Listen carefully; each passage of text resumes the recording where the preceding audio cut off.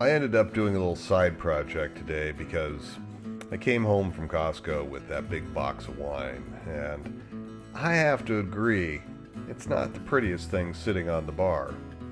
So I went out to the shop, found some leftover shingles from when we did the back of the house, and then cut them down to size so that they'll clad the outside of the box.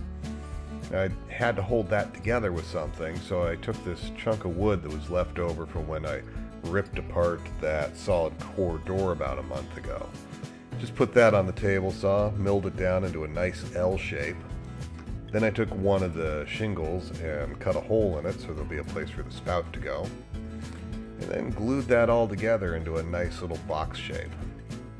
In the end, I created a little lid for it so it can slide the box in and then pop the spout out. And I have to admit, it looks a lot better than a cardboard box. We'll see if it's something we keep around or not, but for now, it was a fun little project to do today.